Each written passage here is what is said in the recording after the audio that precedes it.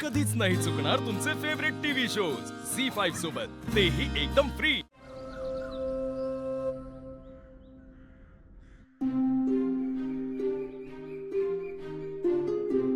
अथर्व,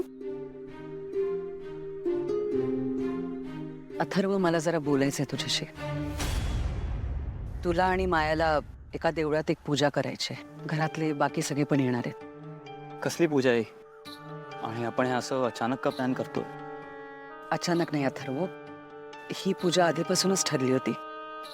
मग मला कोणी इन्फॉर्म नाही केलं याबद्दल? आई ऑफिसची बरीच कामं पेंडिंग आहेत आणि असं मला अचानक निघता येणार नाही। मॅडम, मी काय म्हणते, त्याला असं नाही करणार। तुम्ही जे मला सांगितलं ना ते त्याला सांगा, त्याला नक्की पटेल। अथर्व, मला माहिती आहे की तू सध्या खूप बिझी आहेस कामात, पण ही पूजा मी ठरवली नव्हती, अंबिकाने ठरवली होती। तिला तुझ्या सोबतीनं ती पूजा त्या देवळात करायची होती, हे तिने मला आधीच सांगितलं होतं। आता तिच्या हातून तर ते काही घडू नाही शकलं, पण आपण तर तिची शेवटची इच्छा पूर्ण करू शकतो ना।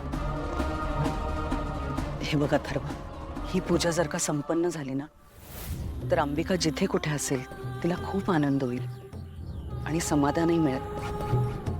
माया आता तुझ्या आयुष्याची जोडीदार आहे। तुम्ही दोघंही अंबिकाला खूप प्रिय होता, जवळचे होता, त्यामुळे तुम्ही दोघं मिळूनच तिला हे समाधान मिळवून देऊ शकता। अथर्व, तुझं आणि मायाचं सुरू होणारं वैवाहिक जीवन सुरळीत पार पडावं म्हणून हे गरजेचं आहे। तुझं आणि अंबिकाचं सगळं नीट सुरू असताना अचानक तो अपघात झाला आणि तुमच्या संसाराची घडीच विस्कटली रे। मला तुम्हा दोघांच्या बाबतीत ते पुन्हा व्हायला नकोय। हे बघ अथर्व, ही पूजा फक्त अमावस्येलाच करता येते। आत्ता जर का ती केली नाही तर महिनाभर थांबावं लागेल। पूजेचा काळ वाढतोय तसतशा घरातल्या अडचणीही वाढतायत। तू बघतोयस ना काय चाललंय घरात। अथर्व, प्लीज हो म्हण, आपल्या घरासाठी, वेदासाठी। येशील ना?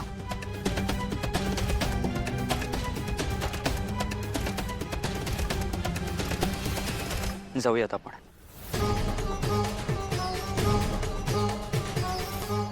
ओम अघोरेभ्यो अथ घोरेभ्यो घोर घोरतरेभ्यः सर्वेभ्यः सर्वेभ्यो नमस्ते स्तुरुद्र रूपेभ्यः। देवी महागौरी माते की जय! देवी महागौरी माते की जय!